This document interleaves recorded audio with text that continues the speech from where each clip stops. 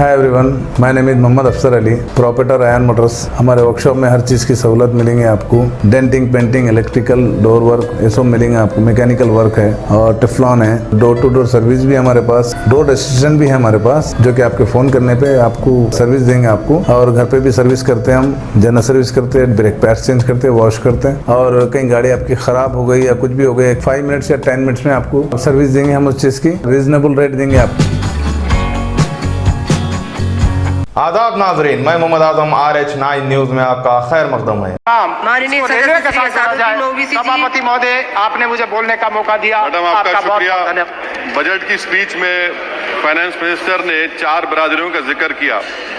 भारत की सबसे बड़ी अक़लियत मुसलमान है, 17 करोड़। मैं हुकूमत से जानना चाहता हूं कि क्या 17 करोड़ मुसलमानों में गरीब नहीं है, नौजवान नहीं है, किसान नहीं है, ख़वातीन नहीं है? वतन अजीज में सबसे गरीब मुसलमान है, सबसे ज्यादा नाखवानगी मुस्लिम खवातीन में। AIDS और PLFS का डेटा ये बताता है कि मुसलमानों में सबसे कम असासे है और कंजम्पशन लेवल दूसरे मजहबी ग्रुपों के बनिस्बत सबसे कम है। तालीमी इदारों में मैडम 15 और 24 साल की उम्र में भर्ती एनरोलमेंट में मुसलमानों की सिर्फ 29%, शेड्यूल कास्ट की 44%, हिंदू OBC की 51% और हिंदू अपर कास्ट की 59% है। हायर एजुकेशन मुसलमानों का एनरोलमेंट सिर्फ 5% है। PLFS का 2018-19 का डेटा विज एम्प्लॉयज बताता है कि मुसलमान 22% थे, 2022-23 में 15% हो चुका है। सेल्फ एम्प्लॉयमेंट में मुसलमान हिंदू सिख से ज्यादा 58.4% है। रेगुलर वेज एम्प्लॉयमेंट में सबसे कम मुसलमान है 15% और कैजुअल लेबर में सबसे ज्यादा मुसलमान 26% है। तो मुसलमानों का शेयर रेगुलर एम्प्लॉयमेंट में लॉस हो रहा है एम्प्लॉयमेंट का। मुसलमान नौजवानों का ना रोजगार मिलता है, ना तालीम के मौके, ना हुकूमत उनको कोई तरबियत सहूलत दी जाती है। मैं मोदी हुकूमत को एक मुसलमानों का अछूत बना दिया है, ना कोई सियासी नुमाइंदगी है, ना मुल्क की तरक्की में इनका कोई हिस्सा दिया जा रहा है। मैं मैडम माइनॉरिटी वेलफेयर मिनिस्ट्री में 2023-24 में 38% की बजट में कमी कर दी गई, 5,000 से 3,000 करोड़ कर दिया गया। इस साल के बजट में सिर्फ चंद 100 करोड़ का इजाफा किया गया, मगर 23-24 के बजट के लेवल पर पैसे मुख्तसर नहीं किए गए। ये मोदी हुकूमत की बदनीयती और झूठा कमिटमेंट है, झूठा कमिटमेंट अक़लियतों के ताल्लुक से। तालीम के उस अक़लियती स्कॉलरशिप मैडम अक़लियतों के गरीब तुलबा और तालिबात को जियाती रकम में कमी कर दी गई। 2019 में मोदी ने कहा था कि 1 करोड़ स्कॉलरशिप दिए जाएंगे, अब से 58 लाख दिए जा रहे हैं। 47% अक़लियती एप्लीकेंट्स को हर साल स्कॉलरशिप से महरूम कर दिया जा रहा है। 10 साल से मैं कह रहा हूं कि डिमांड ड्रिवन करो। डिमांड ड्रिवन के लिए सिर्फ 3,000 करोड़ की जरूरत है, मगर ये हुकूमत सच्चाई को और ईमानदारी से काम नहीं कर रही है। 2007 और 8 से माइनॉरिटी स्कॉलरशिप का नंबर इजाफा नहीं हुआ है।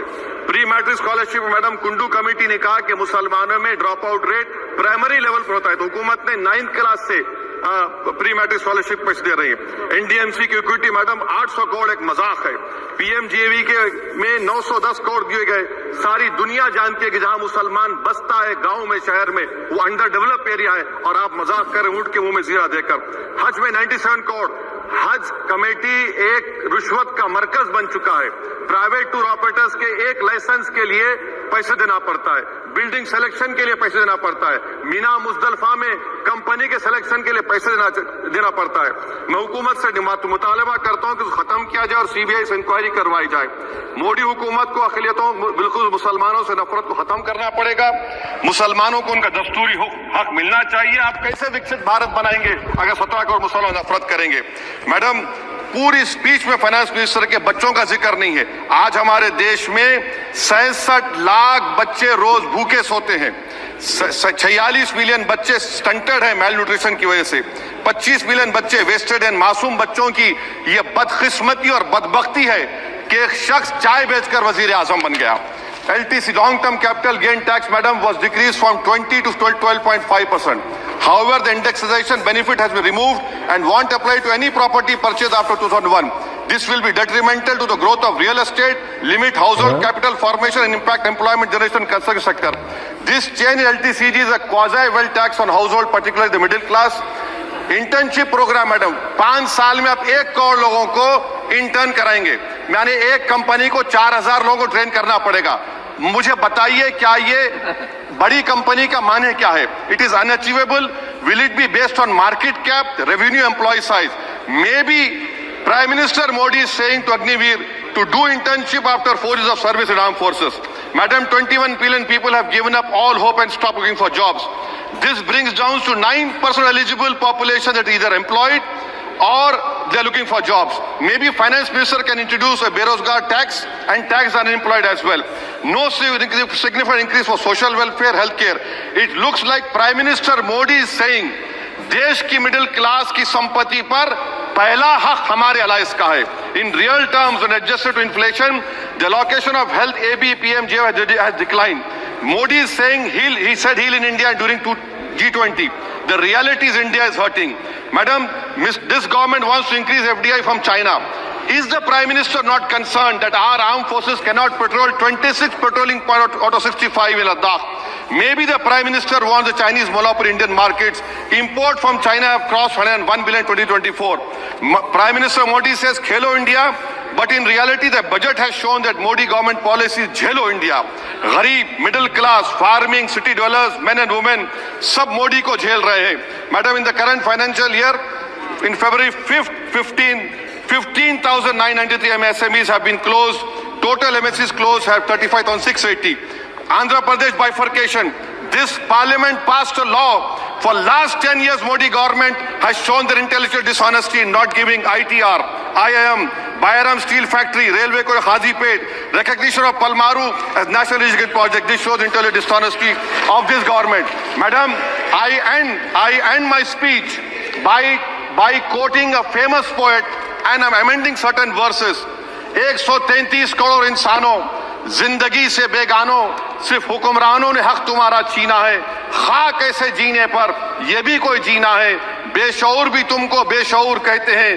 सोचता हो ये नादान कैसे हवा में रहते हैं. 133 करोड़ इंसानों, कब तक ये खामोशी? चलते फिरते जिंदानों, गरीब खवातीन, नौजवानों, किसानों से रोने की सदाएं आती हैं. जब शबाब पर आकर खेत लहलाता है, किसके नयन रोते हैं, कौन मुस्कुराता है? काश तुम भी समझो, काश तुम भी जानो किस कदर भयानक है जुल्म का ये ढब. देखो रख से आतिश आहन देखते ही जाओगे, होश में ना आओगे. और अनएम्प्लॉयमेंट पर अभी बोला गया नौकरियां दे रहे हैं, तो शायर ने इनके बारे में अच्छा कहा कि फूल शाखों पर खिलने लगे तुम कहो, जाम जिंदों को मिलने लगे तुम कहो, चाक सीनों के सिलने लगे तुम कहो. इस खुली झूठ को, जहन की लूट को मैं नहीं मानता, मैं नहीं जानता. शुक्रिया मैडम. तो नाजरीन इजाजत दीजिए और बने रहिए हम सब की आवाज RH9 न्यूज के साथ. चैनल को लाइक कीजिए, जितना हो सका ज्यादा से ज्यादा शेयर कीजिए और सब्सक्राइब करना ना भूलें. खुदा हाफिज.